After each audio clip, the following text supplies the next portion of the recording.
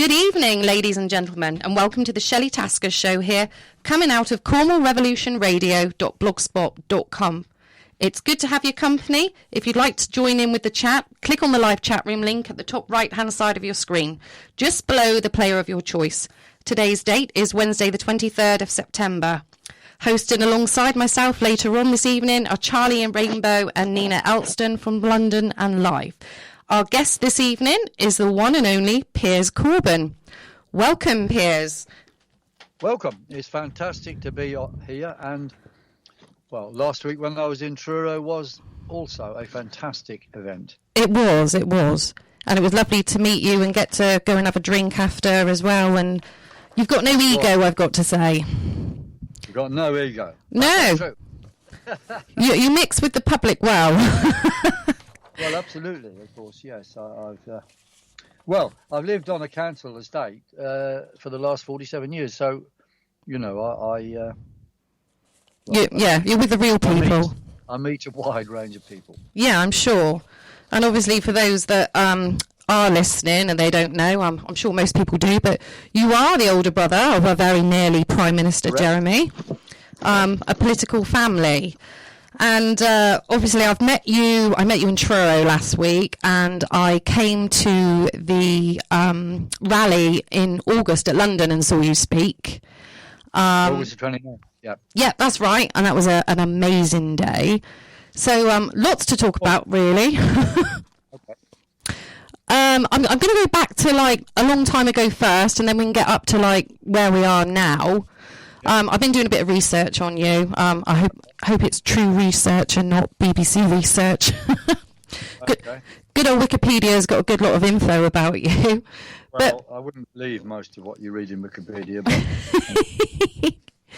But they fit it. When I've put things right in Wikipedia, within 10 minutes they change them back into some nonsense. Oh, right. So nothing surprises me. Maybe some things on there which are true.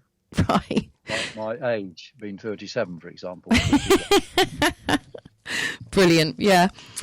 So what I'm interested in, I mean, there's so much to ask, really. And I was reading that you were aged 5 when you started getting into climate conditions and the weather forecast and stuff. Is this right?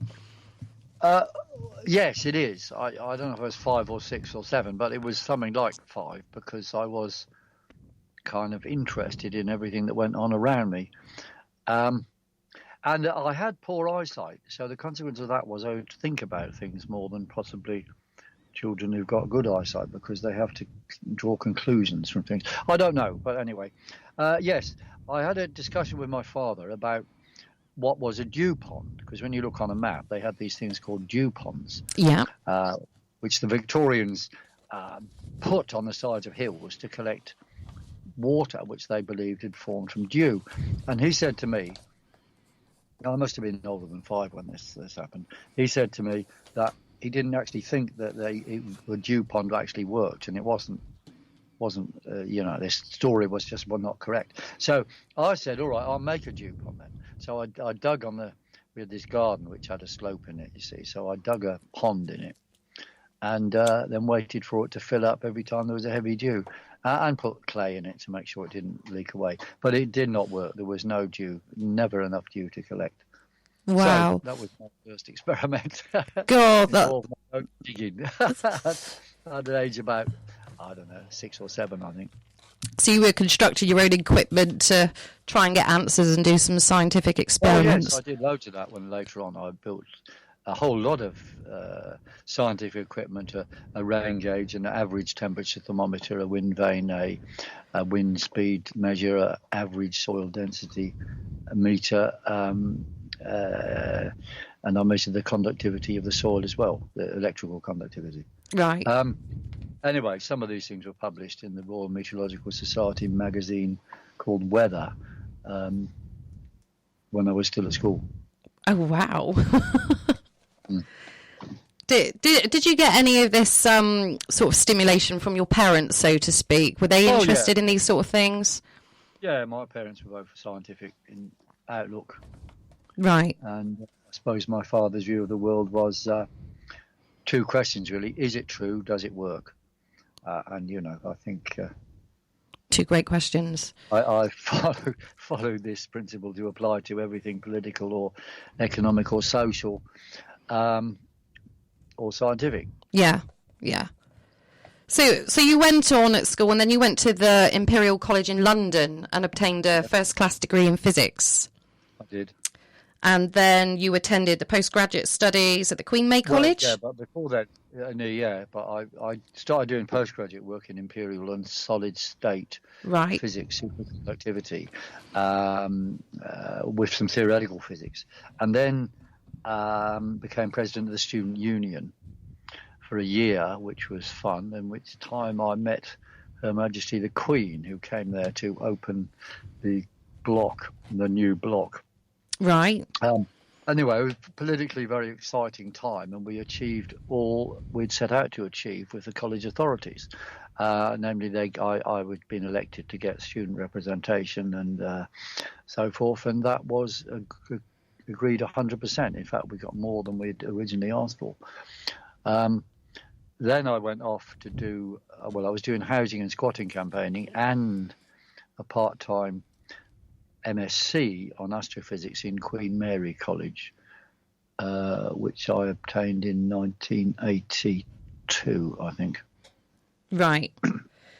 I was reading something about this is going back a bit before then, the Sabbatical Union president, the grant to waive fees. You set up a council with the Imperial College, almost gave the students a majority.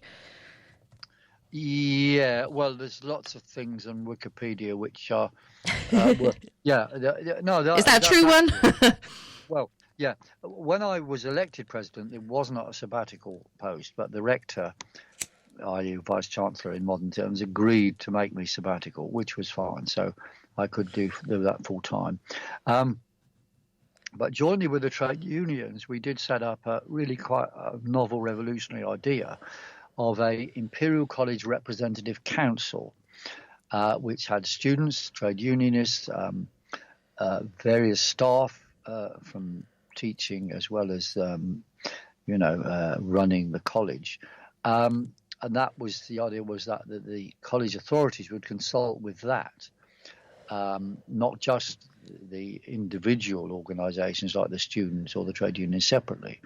And it worked in principle well, because we worked together well. However, the college authorities didn't want to do it, because you can see what's happening is that all their potential opposition is then united in front of them. So they wanted to avoid doing this by any means possible.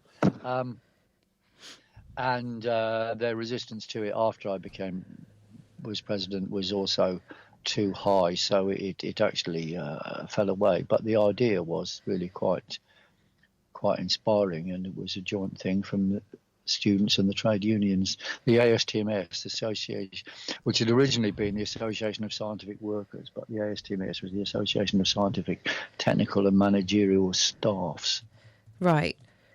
So was this your first sort of time at being active and getting political, so to speak? Yes. Well, not the first time. I did start doing political activity when I was 9. I remember I was 9 at the time, which is about the Vietnam War, promoting opposition to the Vietnam War.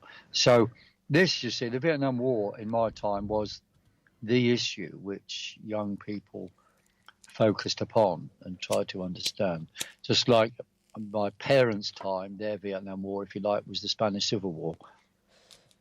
More recently, of course, issues in Iraq have been the war issues which have radicalised young people largely. Right. So what was you doing at 9 years old?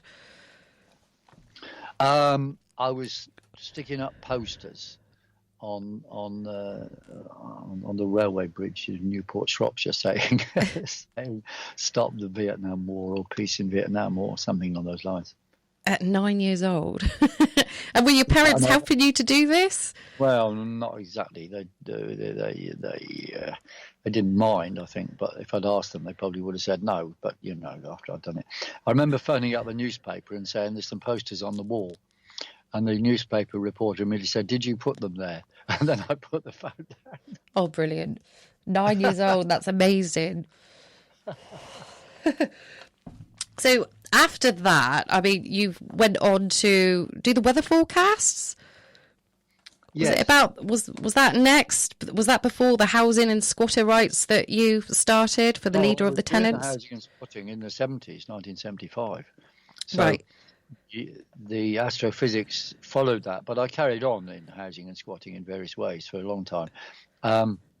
Yeah, you mentioned it in Truro the other day, what you did as part of the housing and squatter rights. Can you tell us a bit Yes. about that? Well, that particular thing, we had a big band of squatters in Paddington, Elgin Avenue, Paddington, where I'd originally squatted in there because, it was the only way to get a place to live, because rents had gone up, and we'd taken the landlord to court for high rents. We went to a rent tribunal, we got the rent halved, and then we got a notice to quit. And you didn't have furnished tenancy security in those days. So we were out. So my brother, not Jeremy, another brother, Andrew, who subsequently he died at age 57, but he said to me, Piers, why don't we squat? And I said, don't be silly, only hippies do that. And anyway, we did, and it worked. And I thought we'd just squat for a few weeks or months, and then there was attempts by the GLC to remove everyone. So I got involved in a campaign that I thought would last a couple of months, but it lasted 3 years. And at the end of it, though, we did get rehousing for everybody in the street. Wow. 200 people in the street. We'd squatted. We were involved in a squat of 9. Numbers 9 to 51, which is Elgin Avenue, the odd numbers. So there were about 200 people there, and we got rehousing from them all. But the build-up to that was very significant, because the powers that be were always trying to evict us. They couldn't evict us from that street so well, because it was all the houses would be standoff altogether in court. And we did win one court case. But the whole area, we wanted to build up more and more squats, but we kept getting evicted. And then, as I said in Truro, I said we started this slogan, 1 eviction, 2 squats. And every time a landlord or council evicted a house which was squatted and otherwise would have been empty, of course, we took over 2 in replacement.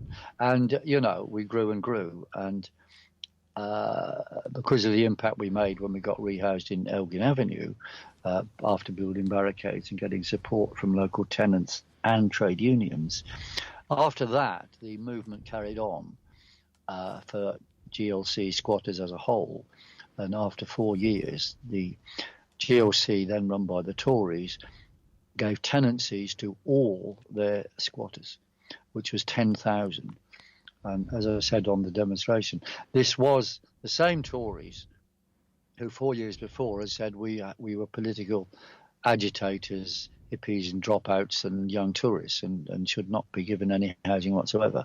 But they changed their minds, or rather we changed their minds, and then they made proper use of the otherwise empty properties. Brilliant. Need more of that now. So many empty properties about. That's right, and the law's been made more difficult for them. But if they are not residential properties, you can still occupy them as protest.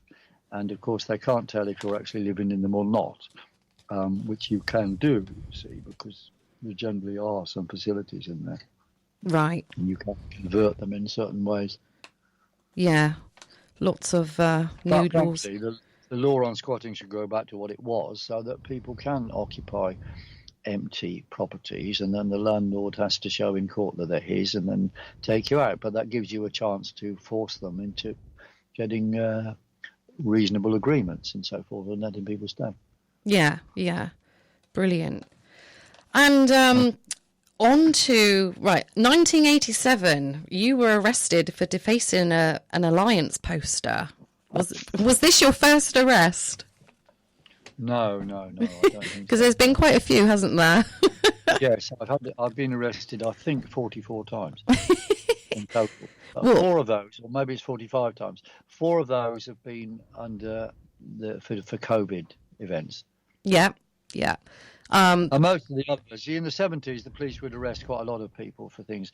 If they wanted to clear a demonstration, they just say that you're obstructing the pavement, and they'll take people away for obstructing the pavement, Right. and so on. So that's the sort of arrest I was, apart from one of them pouring a bucket of water over the Sheriff of London at the Huntley Street squatters eviction. which You're very passionate.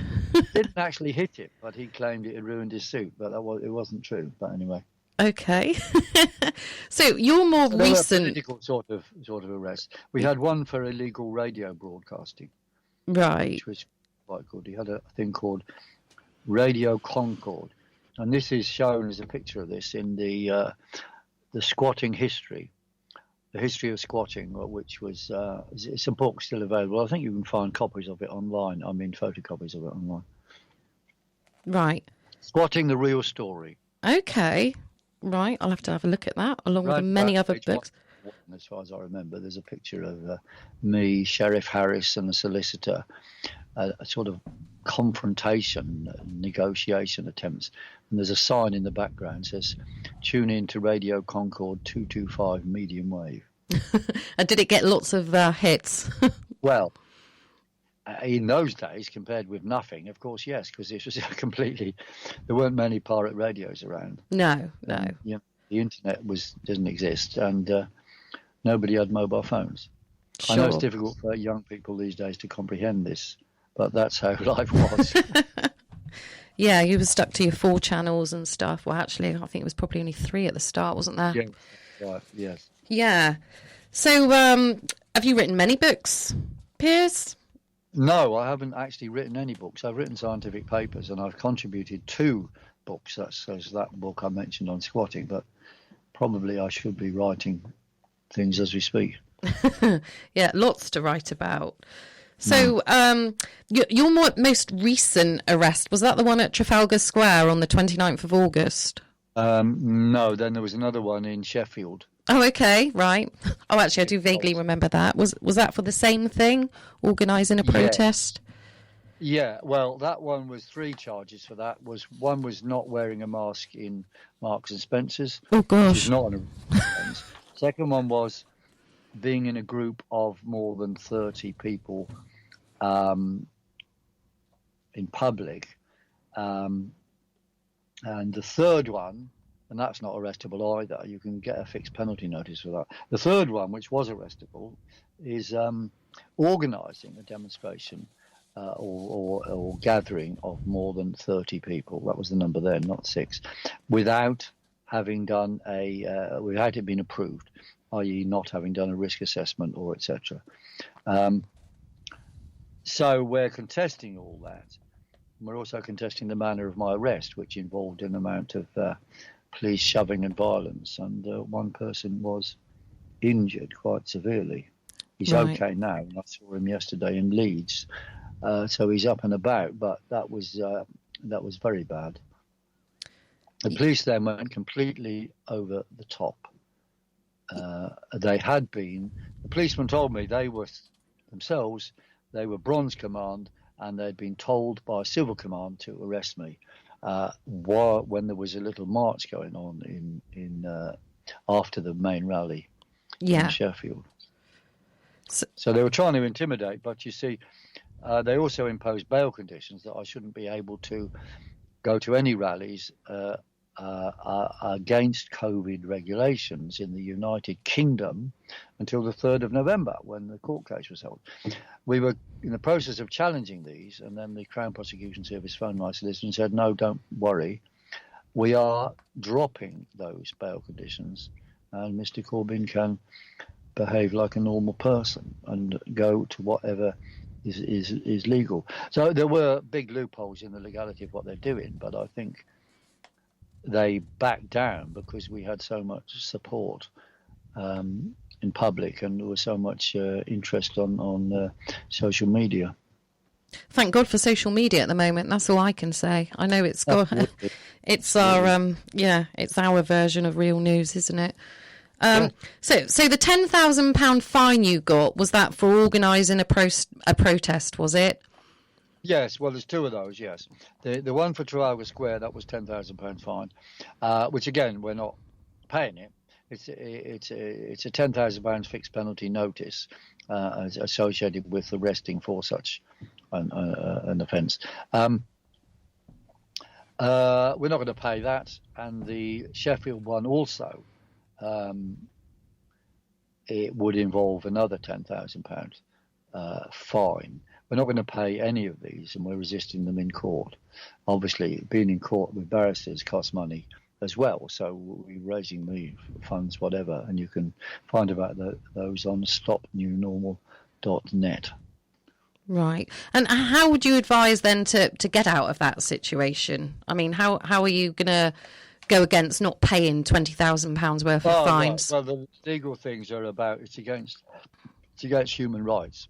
Right. And it's also discriminatory because in an earlier case, in the ones from Hyde Park, they'd also imposed some bail conditions to not be allowed in Westminster. So we challenged those on the grounds that these are they're not balanced, and they've been allowing Black Lives Matter and related demos and doing nothing, but then taking action against ours. And the circuit judge said, well, that is an unarguable fact. So he dismissed all the bail conditions then, which is good. I mean, there are some good judges around, you see. Yeah.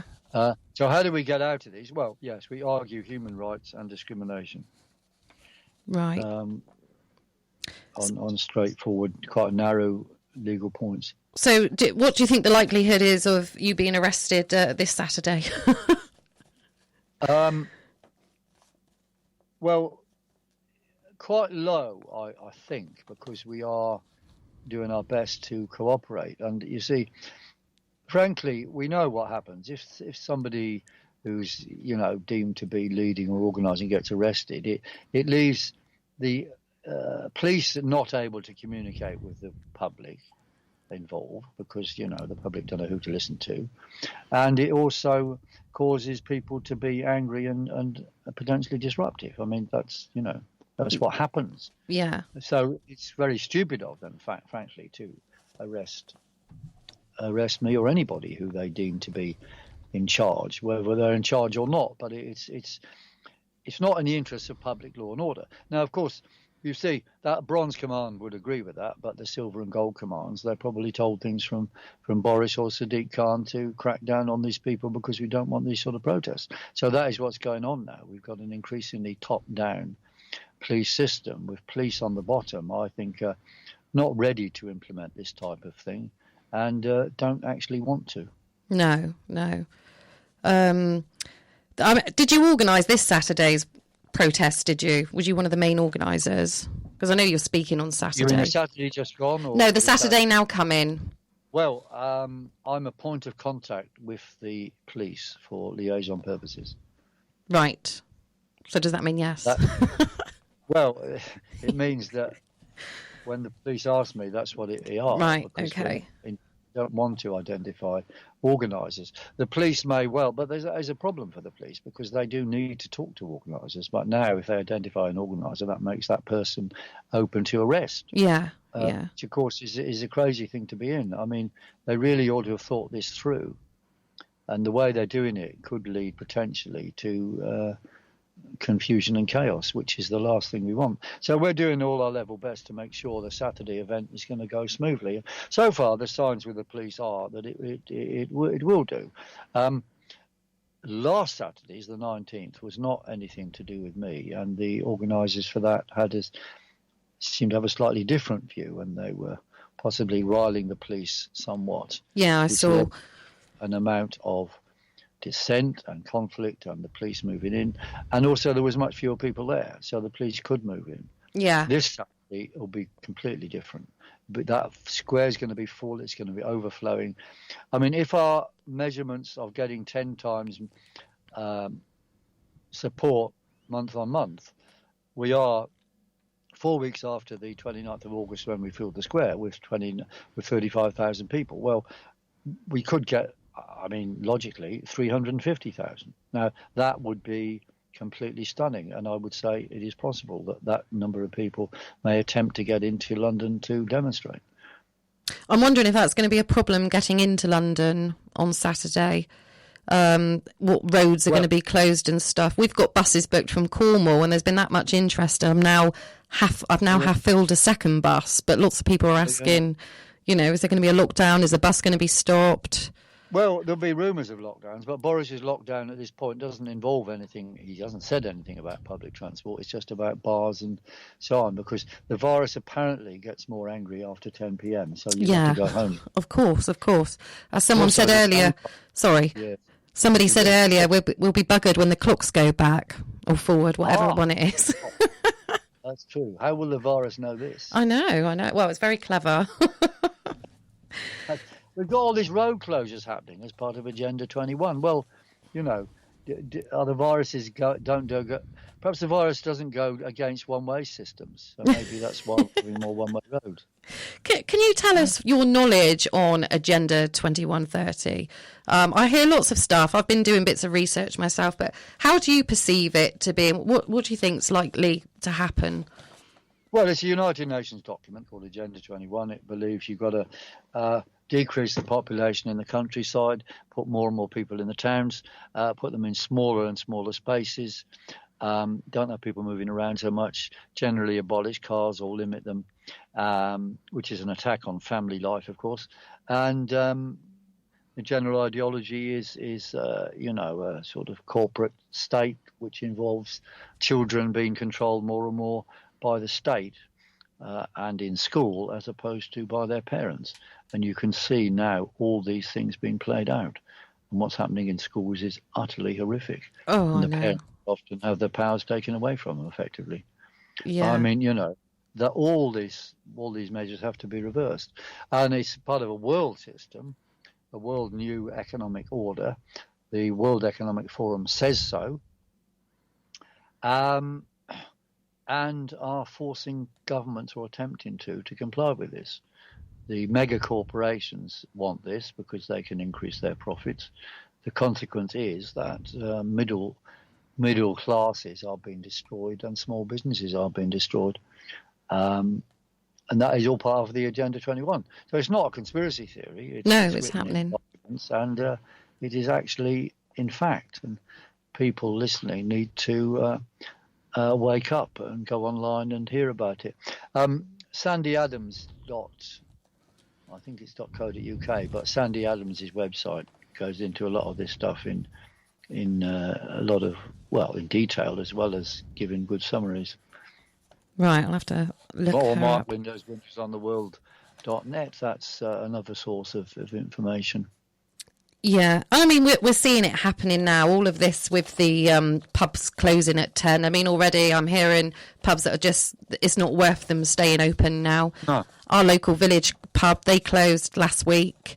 So, I mean, nobody else is going to be taking it on, and it would appear to me, we are going to be facing a massive financial crash.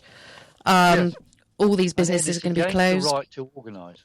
It's against the right for people to collectively do things. So it's very much like 1984 by George Orwell. The idea of people meeting together was something which the whole system stopped as much as it could, as it happens in all totalitarian regimes, you see. Right. And children then controlled by the state to tell tales on their parents, for example. And that happened in a big scale in Russia in the 30s. Right, I've not heard about that. Just so much to learn about, isn't there? I mean, at the moment, with the schools, my little one, I dropped him in this morning and I saw a group getting on a coach, probably 30 children, but the teacher had a mask on and all the children had to she was there squirting hand sanitizer on their hands before they got on the bus, and I just find it sickening. Insane. It just damages their hands. Yeah, it's just sickening. I've got a friend who works in a... she does dinner lady type of stuff, and now instead of having 2 sittings of dinners, they've got to have 3, so there aren't so many children together having dinner. But she said it makes no sense because they all go in the playground afterwards, and they all meet each other just the same. Yeah. So it's nonsense. It's just it's what's the word? It's a ritual. Yeah. The rituals and incantations. Yeah, and I just don't get how people can't see it, really. But I think they're just so scared. They are so bloody scared of this virus. Yes, but it's a hoax. What you should do is the thing to be scared of is people being scared, actually, and you should ignore all these measures because just in case something, you wear a mask. No, just in case of something, you don't wear a mask because blocking your breathing holds your toxins and you breathe them back in, so it makes you more ill. Yeah. So just in case of that, what I just said, do not wear a mask. Oh, it's just crazy because lots of people they just don't get it and they don't want to. They won't switch off their TV and do some research elsewhere. And unfortunately, it is the times. I met a lady on Friday in Truro and she was asking me if I could send her details of all the rallies and stuff like that. And I asked her, I said, are you on social media? Oh, no, I don't do stuff like that. Well, now's the time you've got to, because otherwise you're not going to hear about it. People haven't got time to be phoning up loads of people to say, oh, there's a demonstration on Friday, etc. And there's another lady that was trying to organise a bus and she's like, oh, no, I'm not on Facebook. Well, I know the social media brings problems as well, but it also gets out that awareness for people. Yeah, so when did you start getting really involved in the whole COVID hoax? What started happening? Well, I had a pre-run, if you like, because I was involved in the climate issues where you see it's clear to me as a scientist and meteorologist that the idea of man-made climate change is in fact completely untrue. It's in fact a hoax, and carbon dioxide levels don't cause temperature changes. It's the temperature changes which cause the carbon dioxide levels to move. So I realised that. I've been campaigning for that on some time. But what's behind the climate story is, of course, again, Agenda 21. Agenda 21 is rooted in green politics, so-called. So the COVID story, when it came along of this virus, I thought this is just a bit weird. I suppose I sort of believed in it at first, that there was something going on, especially after that Imperial College report, which turned out to be a stack of lies. But, it sounded as if something was happening. But again, this is just something hatched by the same United Nations to control. The anti-COVID rules are not to control COVID, they are to control you. Yeah. And I mean, we could all see the rules in place, like you say, that they're ridiculous. And I mean, the deaths are right down, but they're testing so much every day. We're getting all these new cases, but hardly any. And we've all probably got that coronavirus in us from an old virus that we've had before. Yeah. And then the world's just accepting it. It's like 4 months on, let's wear a mask. 6 months on, let's introduce 10 p.m. curfews and stuff. Yeah, and the masks are a symbol of submission. That's all they're for. And in fact, they're satanic symbols of submission. Yeah, I've seen that. Which is, really, really evil. So, well, the answer is you have to just defy all these things. However, the good news is now, according to a Good Morning Britain poll, 70% of people asked are opposed to a second lockdown. Oh, that is good. Yeah, I don't think people are going to abide by it. So it means that the message that it's a hoax, which might be a heavy thing for most people for a lot of people to follow, but once you think it through, it is a hoax. Or certainly all the claims and measures, all the claims to get the measures are a hoax, because even if there was a virus which has now got infinitesimally important, so it's no different from any flu, that is no justification whatsoever for closing the world economy. No, well, it didn't close down when we had SARS and MERS some 15 years ago, did it? Or flu of 1957, it didn't close down then either. No. Right. So on Saturday, Piers, what can we expect, those that are going? What's the lineup? Yeah, the lineup. Well, I'll be speaking. David Icke will be speaking. There's Carl Hennigan, a doctor, very, very well-versed doctor. Numbers of activists from around the country. Sandy Adams, who I mentioned, is going to be speaking. Hopefully Juliet, who was from Portsmouth, an expert on the use of chloroquine, which is like artificial quinine, and zinc to prevent many illnesses, including whatever the symptoms of COVID-19 so-called are caused by. So it'll be interesting, exciting, and a few people with a bit of music. So I think it'll all start okay. We're going to keep the numbers there because we have huge numbers. Liaison with the police is okay. We are doing a risk assessment as they require. Yeah, because you don't want to be arrested like Gazer did the other day, did he, for a risk assessment? This seems to be their last plea, really. Well, of course, it's balmy because they say we have to have a risk assessment, but they're trying to impose vaccines on the world which have not had any risk assessment. Yeah. Are you still there? I think you're there. It's all right. I think you pressed something. It was me, but it's gone. Right, so we're told to have risk assessments for rallies and demonstrations, but governments are trying to impose upon us vaccines which have had no risk assessments and quite explicitly are experimental vaccines, and the companies producing these vaccines are not going to be liable to any death or injury resulting. Now, this is unbelievable, but that is what they want to impose on us. It will result in real deaths, real illnesses, and you won't have any recourse to claims apart from there is a government general thing for claiming about vaccine damage, I suppose, if it's administered through the NHS. And, there have been millions of pounds of claims successfully against it, but there's even more claims which are not held. But the amount of money paid out for those vaccine errors, even if they continue doing it, it's still going to be trivial compared with what the vaccine manufacturers are making. Yeah. Because the increased value in the last few months of Bill Gates, Zuckerberg and Bezos is 150 billion pounds, which is 20 pounds for every man, woman and child on the planet. So basically they've robbed everybody by that amount. And the World Economic Forum, of course, regards this as money spent on your well-being, which of course it isn't, but that's what they regard it as. And they say this money will have to be recouped. So they're asking people effectively to pay twice for all this stuff.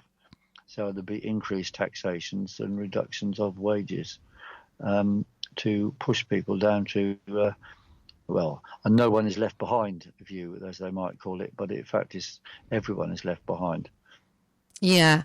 And is this going to be then a way as well as stopping people travelling if you haven't got the vaccine? Yes, exactly. Because they might say it's voluntary at some point, although they're talking about it being mandatory straight away now. But if you don't have it, you won't be able to travel or go to school or fly in the air or whatever. They're already putting these enforcements in place with, like track and trace, aren't they? You can't have a meal anymore without filling in this trick and trace, as my friend says. But, the track and trace, and you've got to do this, you've got to do that. Just everything being taken away. I mean, when we was in Truro on Friday, obviously we went to try and go in Wetherspoons, didn't we? And we walked in as a group of 10 and said, can we have 2 tables? And she was like, no, sorry, I've seen you all walk in. And these people don't realise they're not going to have a business in a few months' time.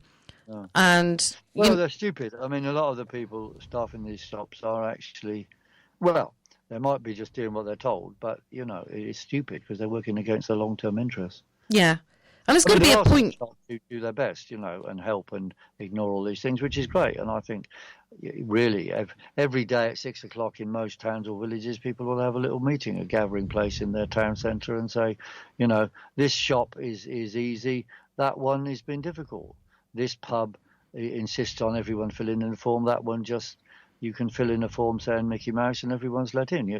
That's what is happening in a lot of places. I mean, unfortunately, the pub down the road that closed, I mean, when they reopened here a couple of months ago, it was very like, you can come, but your temperature will be taken. You will sanitise your hands. There will be a camera recording your actions. It's like, well, you've lost my business straight away. We're not made to feel welcome. And the second pub that we went to in Truro, I mean, we managed to go in and get a couple of tables, but if you were stood up, you were asked to sit back down in your place. And it's like, it's frightening. I wouldn't want to go out again. I just don't see the point. It's unbelievable. I mean, if you'd been away from the country for 6 months and just came back now, or 9 months, you would think the aliens are taken over or something. It wouldn't be comprehensible to see these people wearing masks or frightened of each other when there was actual data shows there's nothing happening whatsoever. Nothing, completely nothing abnormal. Yeah, but the BBC said there is, unfortunately. And then I went in a marketplace, and all of the stay left, stay right, and it's all mentioned on the tannoids that they're speaking out. And, and people are really like, you need to be stepping on that side of the room. And it's like, oh, my God. You're just brainwashed, totally brainwashed. So with all of this happening now, what is the next step? Is there going to be more protests? Is this going to be like a monthly thing? How can we expect to take down our government? Well, you have to get more and more imaginative. There will be some response from MPs. There are some MPs now who are upset and can actually see where it's going, and it is evil. So there'll be things said in Parliament that will then echo around the country. So we'll get that 70% that don't believe in a second lockdown might increase to 80%, and they'll become more determined. So we'll be in a chance where, obviously, Boris will go on postponing elections as much as he can. But, if there are elections, things might change. And, of course, the problem we have is all the political parties are saying the same thing. So there has to be rebellions and so forth, and independent candidates or whatever. Or things run in different ways. I mean, people running things from below more. But we still have a legal structure, of course. So what Parliament does under current rules is important. So we will press on with pressing MPs and so forth, but do things locally as well. Like, you see, you could have a situation where some town councils reject it all. So you could have some towns where they don't allow any of this nonsense and just declare this is a COVID-free zone, or it's a COVID rules-free zone and so forth. Now, that could be quite important, just as it could happen in the world that one country might do this. You see, there are some countries in Africa resisting, and they get then shut down by money being taken away from them by the International Monetary Fund. But Germany is showing very great resistance, and the mayor of Berlin has allowed all the demonstrations, for example.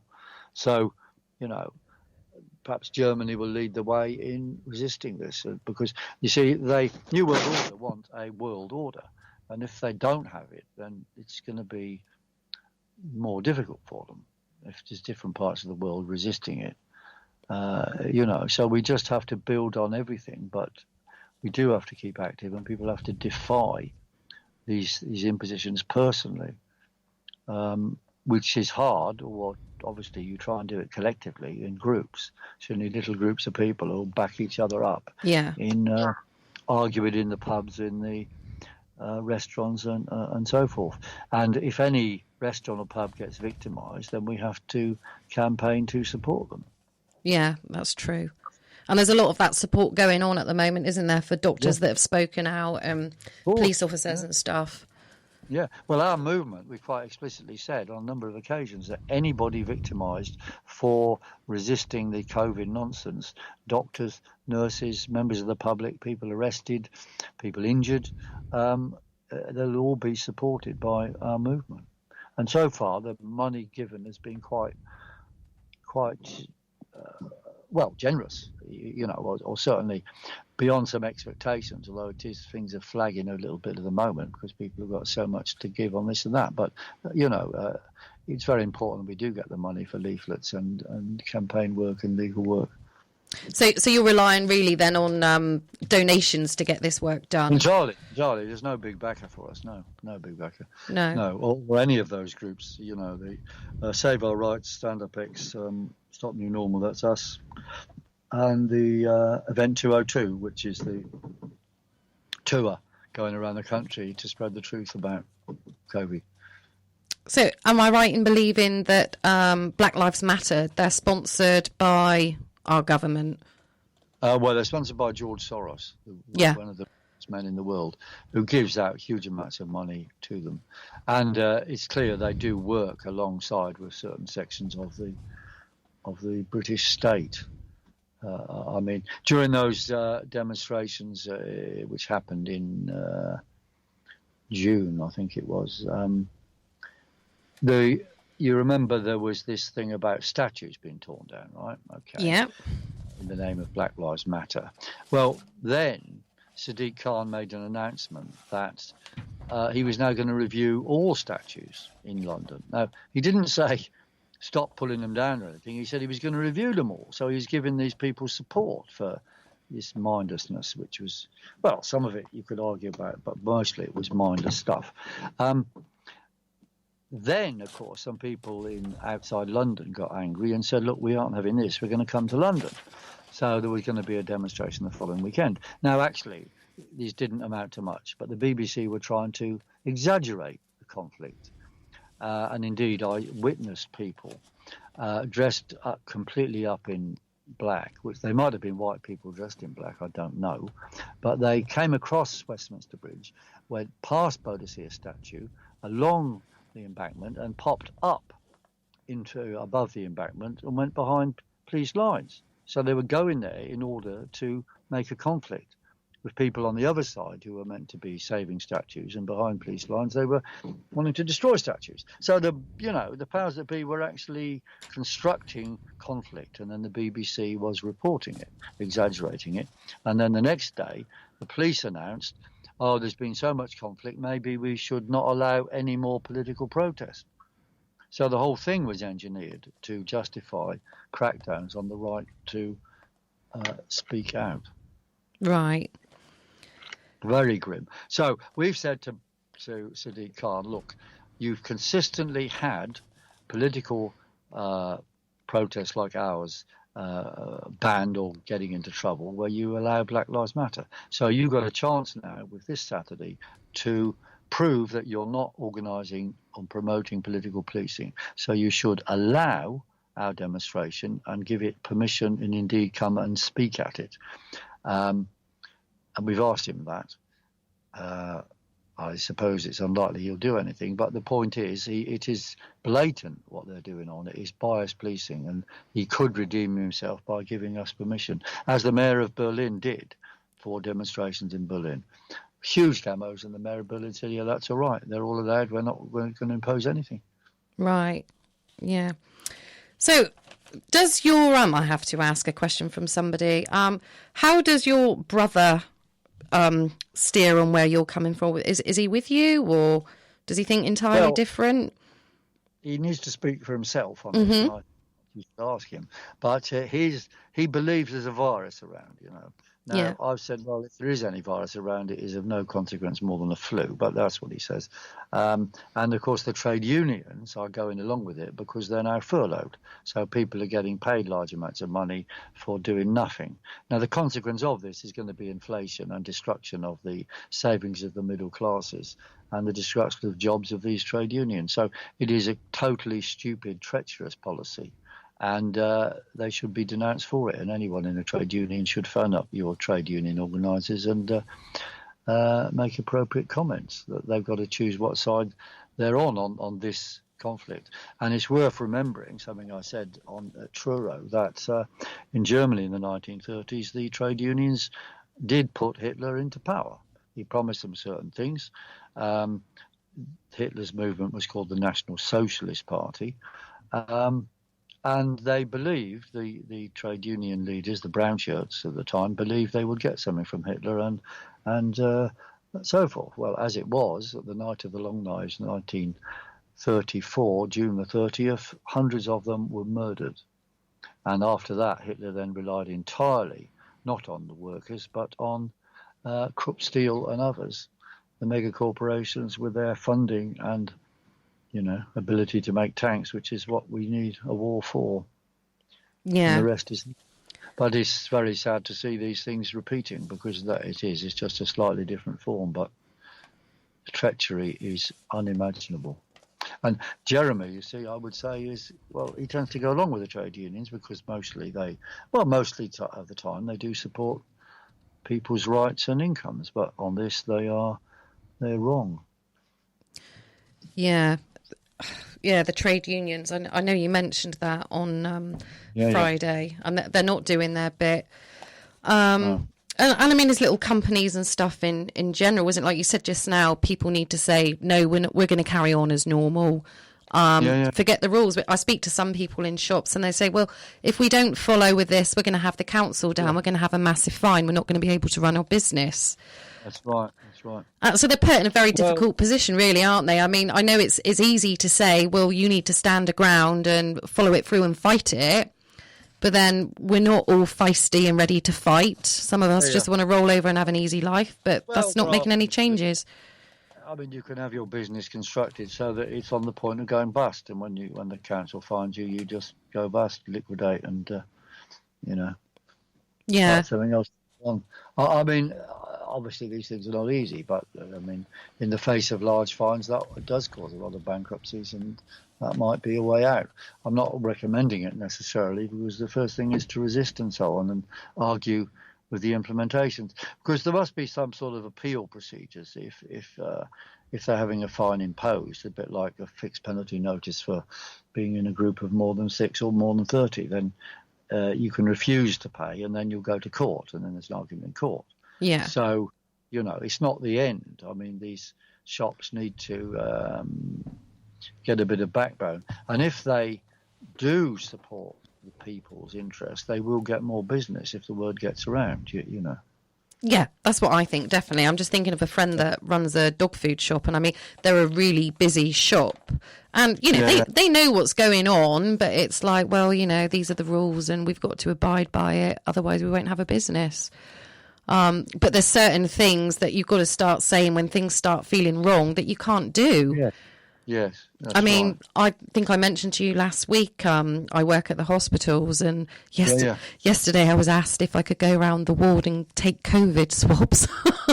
I was like, no, I can't do that. And I just kind of walked off. There is no way I could do that to anybody. It just goes against your whole feeling, really. And sometimes I wish I wasn't the way I am, because at the moment there's lots of stuff going on. There's a lot of hate, but there's a lot of support as well. How do you deal with the hate, Piers? Do you get a lot? I mean, I watched. I watched your interview. That one, was it Good Morning TV? Good Morning Britain with Piers. Oh my God, what an awful! I felt for you, because you started off so well, and he just you just couldn't get a word in. And when Dr. Hillary got in, and good old Dr. Hillary. Well, he had nothing to say. No. You see, he asked me about vaccines. I said, look, modern vaccines do have things inserted in them which do cause people to damage their immune systems. This is a proven fact. And he just went on screaming, well, I don't know. Yeah, they were saying, so you're telling us that the government is wrong. Yes, we are. But they wouldn't let you get a word in. And then he just repeat the question. I said, well, of course, I've said that already, and so it goes on. So he didn't have any facts or science at his fingertips, but they don't have, because there's no facts or science at the fingertips of these people. So all they can do is bully and shout. Yeah. But do you get lots of hate then? An amount, but not a vast amount. Some people, I've encountered people saying you're killing people, and I just say, look, you're actually making yourself ill, and try and give them a leaflet. A proportion of people offered a leaflet do take them, and in a larger proportion now take them than used to. So we are winning, in the sense of our support is increasing. So the powers that be will have to find ways of dealing with that. So they up the scare story. You see, they might change the nature of the second wave. See, the idea of any virus coming back in a second stronger wave is impossible. It's never happened in the history of the world. So the idea of this virus getting stronger and returning is complete hocus pocus nonsense. So what they're likely to do is declare there's some other new virus, bubonic plague or something mad. Now this will be a more fake story than the first. But they'll exacerbate it by anyone who dies, they'll claim they've died of that, and they'll turn on 5G and get people ill on that. I wonder how many with the flu vaccine that's coming out now, how many of those they're going to have it, and a week later they're dead, and it's a COVID death. Exactly. It'll be a COVID illness or a COVID death, certainly it will be. Yeah. They'll have to say the vaccine didn't work. But then they say, oh yeah, but it was given too late. Something like that. So then they blame people for not doing it early enough. But I would say to anyone listening, on no account take any tests whatsoever. You refuse them. Break the needle or anything that's put onto you. Just don't do it. Because, well, first of all, the tests are used just to get false positives. So 90% of the people tested will register false positive. So then they'll put the numbers down. Oh, there's an increasing illness. No, all you have is an increasing amount of testing. Yeah. Oh, but it's scary. Like if you need to go to hospital now, you can't get seen for anything unless you have a COVID test. I know, that's right. So this is what. Sorry, what are they doing? They're going to give a false positive anyway. Yeah. So then you'll have to isolate. I mean, these guys that I was in with yesterday, I mean, they're elderly people, and they test them 5 days on the row. These elderly people having that bloody swab stuck up their nose is horrendous. 5 days in a row to try and get a positive out of them? Probably, yeah. I don't know. I mean, I try to do a bit of detective work. I'm trying to be a bit careful as well because I know that today one of the matrons has asked somebody, do you know this woman? Because video's been shown of me speaking in Truro. At the moment, I've got a job, but I am kind of waiting. How's it all going to play out? Because a friend of mine that works there, she works as a ward hostess, and basically she's been told today that if she doesn't remove her Facebook posts and statuses, she will lose her job. So there's just no freedom of speech anymore. Yeah. I mean, that's terrible. Well, something like that, of course, there's going to be disciplinary hearings. I mean, there are nurses that are facing this, and they've been going to disciplinary hearings and fighting them, and then the disciplinary hearings have been called off, So if people resist, they will get somewhere. Right. Mostly. But you just have to carry on doing that, because if we don't, the situation is very, very dire. Yeah, sure. So after Saturday, what are you planning on doing then? I mean, I noticed when I saw your face just now, obviously we haven't got video going now, you're in a room full of books, and I would expect that because you're a very educated, intelligent man. But what's the next part of your campaign? Are you organising more rallies? Yeah, we will do more rallies, but we'll do a bit more local stuff, I think. Try and get little groups in towns to resist. And as I was suggesting, this is one town in the country that will just reject it all. Yeah. That could be a beacon of hope, I mean, for example, Glastonbury they refusing to have 5G installed. Now, I don't know if Glastonbury will do the same on this COVID thing. I don't know. But as an example, you see, there are different responses in different places. I mean, the west of England has been quite effective on resisting 5G. So it may be they could also be quite effective on resisting this COVID stuff. But equally, parts of the other parts of the country as well. So that is one thing. Liverpool, going in Liverpool was like being, somewhere 6 months ago. I mean, there was hardly anybody wearing masks. We went in a restaurant, 11 people sat on a table, and there was no mention, as far as I could see, or perhaps there was in a little notice somewhere, of track or trace. So, with the right environment, people can resist. Sure. So we will have to do that and get the MPs scared of losing their jobs. Currently, they think they're sitting pretty, but, if 70% of their constituents are against them and there's independent candidates for our movement, going to oppose them, they will, some of them will listen. And writing to them does work. Go to stopnewnormal.net, download the letter or find it online, and add in the email address of the MP, and you can click on a button to find that via your postcode and send it off. Right, so we really need to get right into our MPs. Write to your MPs and phone them up and say, you've written, what's your answer? Will you come on the demonstration? I mean, just keep on and on at them. There's nothing to lose except the policemen in our minds. True. So can you tell, I mean, a lot of people will say, 5G, it's absolutely fine. We're all on 4G now. What's your thoughts on this? I'm quite new. I mean, I've heard about 5G for a long time, and I'm reading the Invisible Rainbow at the moment, trying to get an idea about stuff, and it's mind-boggling. There's so much to learn. Can you explain a bit how 5G reacts with us, well, how we react to 5G and what it will do to our health? Yes. Yes, I can. I'm just trying to reduce the noise here.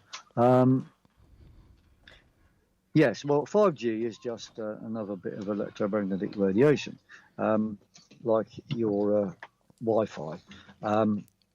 Most Wi-Fi is 4G or 3G. It does cause damage to the immune system because it's got various frequencies in it, and some of which are frequencies of response to cells or transitions in cells of the body. So a wider range of frequencies means more damage can be done. Statistically, it's shown that more radiation to bodies does cause illnesses, and similarly to animals and plants, and that is proven information. And you can go on our website to get to the purple links on some of the leaflets we've produced. Right, now the industry says, oh, no, it's only a tiny amount of heating that happens by the radiation, so don't worry. Well, it is a tiny amount of heating, but the important thing is not the heating, it's the frequencies and the transitions they cause. So we describe the modern telecom industry as the new tobacco lobby, because the old tobacco lobby, for example, used to say about smoke and cigarettes, oh, don't worry, it only warms your lungs a bit. Well, it wasn't the warming that counted, it was the tar in the smoke. And the case of the 5G or 4G or 3G, it's not the intensity that counts, but the frequencies involved. And even having said that, it's important to notice that the intensity you see of these things, even though low in terms of heating, is still 1 billion times what would happen naturally. Because the only way you can get these sort of frequencies in your body is through thunderstorms, which emit all manner of radiation. But thunderstorms are relatively rare, and they're always a long way away from most people. But even if you had something of,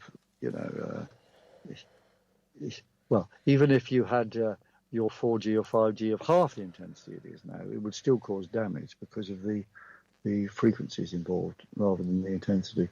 Right.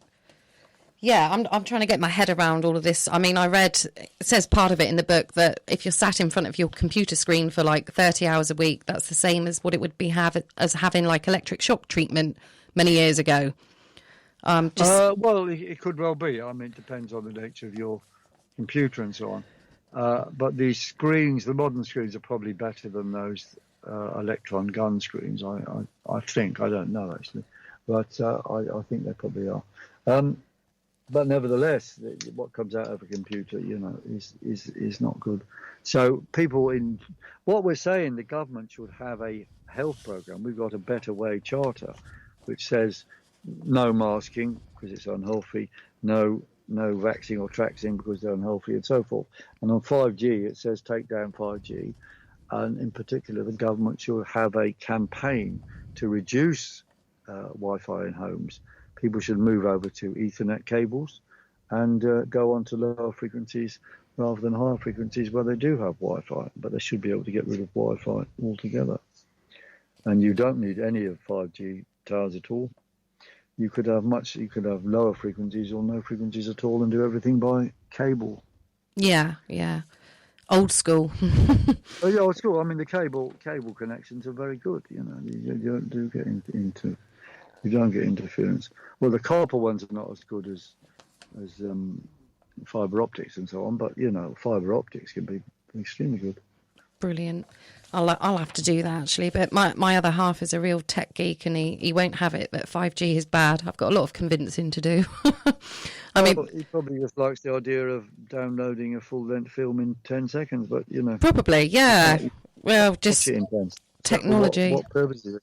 The purpose is not to help us; it's to give instant communication for monitoring systems. You see, if you've got a 5G TV camera, then you walk in a shop, it can recognise you, to know everything about you within 10 seconds. So by the time you reach the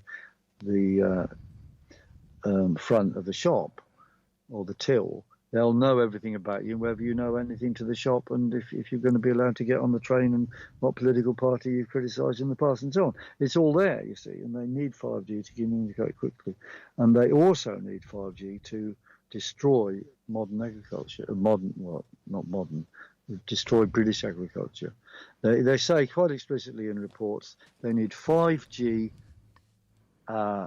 communication over the whole of the United Kingdom in order to control the individual animals, have artificial intelligence controlling what they should do, and the growing of crops in various ways. So there'll be a general reduction of human involvement in agriculture and more artificial intelligence and robots.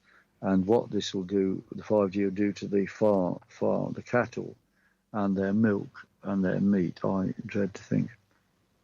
Yeah, I've never thought of it in that way, actually. I've just been thinking about myself, but not what about I'm eating and... Well, yeah, this plan has been around for a while, but it's hidden completely from farmers. When you tell them this, they go, "What, really?" But these are published documents, you know. Yeah. You are what you eat, they say as well, aren't they? So, yeah. I mean, we'd all like to go organic, but it's amazing the cost difference. You want a bag of salad, it's £5. You want some chips, it's £1. This is McDonald's exactly. Or something. Yeah. And meat, the price of meat has been forced up. Well, you see, it depends if you think meat is healthy or not, but it is protein, and it is being forced up, and then people are going to low protein, high carbohydrate foods, which, maybe is weak. Well, certainly doesn't work for some people. Although I personally don't like meat myself, and I eat more fish. But you've got to have a proper source of protein. You know, a vegan diet can be quite dangerous if you leave out protein. Well, what do they call it if you only eat fish?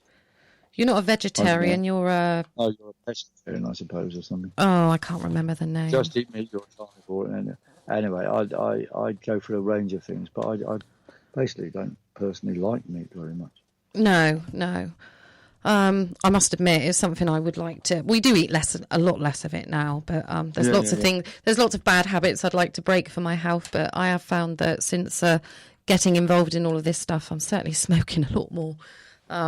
Wish it wasn't, but hey, that'll be the next thing to give up. Yeah, I've never been a daytime smoker, but at the moment, like you, just busy finding out stuff and trying to organise stuff. It's a lot to do, and it's all unpaid work, isn't it? Of course, yeah.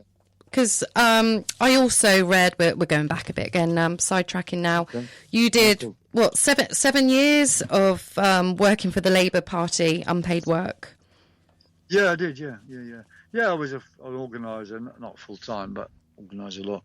Organised the 1997 election in Bermondsey and Southwark, and was one of the 100 best organisers, voluntary organisers in the country, and had the honour of therefore meeting Mr. Tony Blair in number 10 Downing Street. What's your view on him then?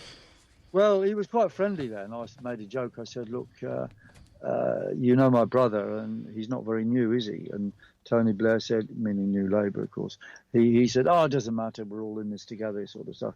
And he was actually quite friendly, but, a couple of years later we had the Iraq War and everything, so things changed. That was when you left. He's a globalist. He's a dangerous globalist, in my opinion, and responsible for the deaths of millions of people.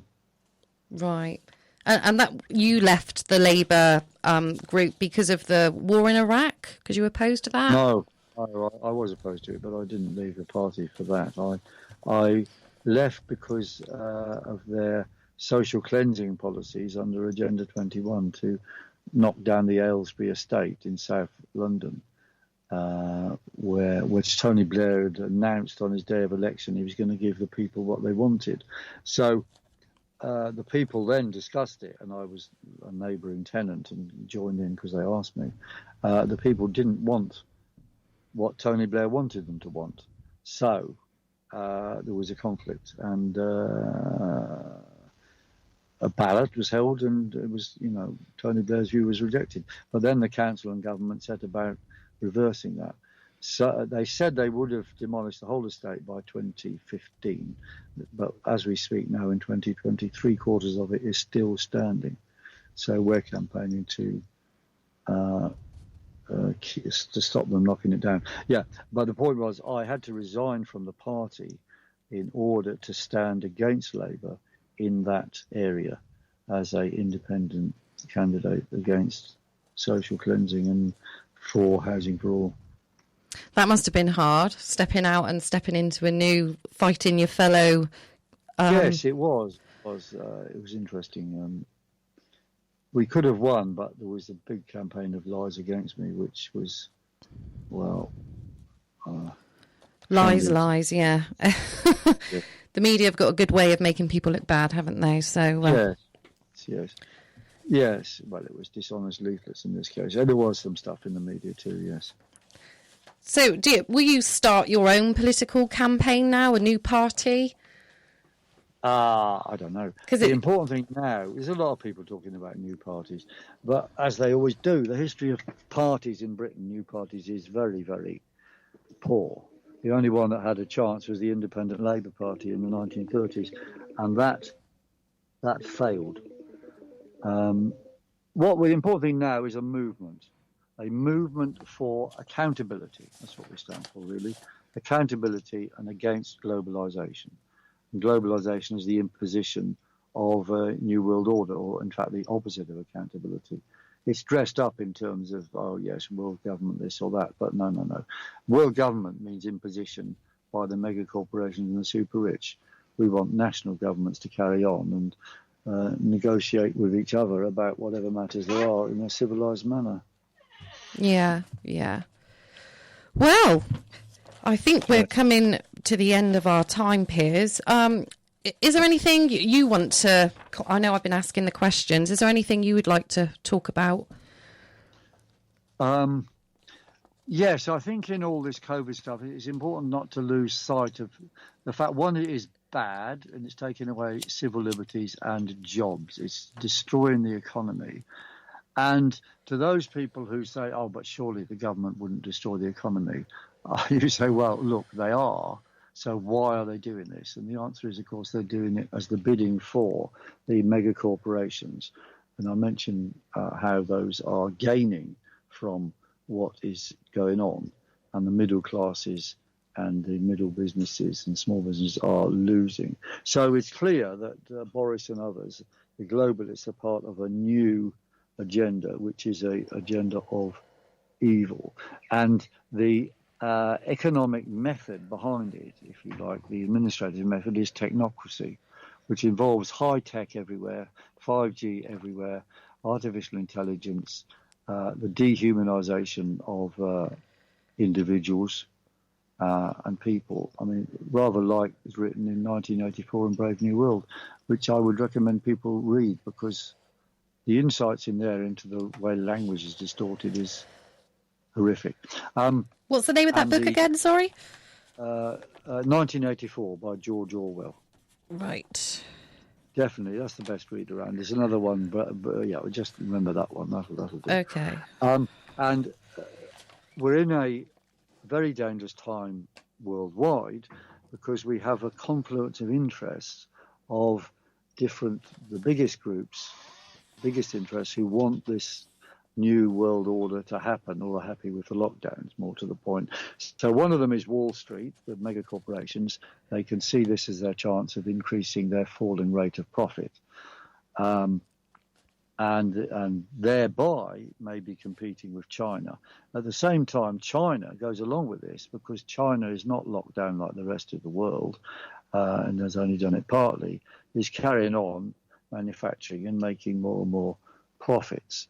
So they're doing well, and these are two working together. But in the long run, of course, the Wall Street interests and of the Chinese government are different.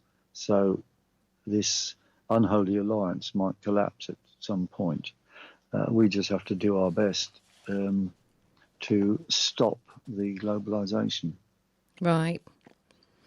Well, it has been awesome talking to you, Piers, and I speak on lots of my friends that have been so excited. Lots of your followers were really excited to be having you on tonight. So I thank you deeply from our hearts to speak to a fellow truther and know what's going on. And I hope at some point you'll come back on again and we can have a chat. No, anytime. Just phone up, or if I'm around in the West, or if you're in London. Well, doubtless you'll be in London on Saturday. I'll be there on Saturday. I'll come and say hi.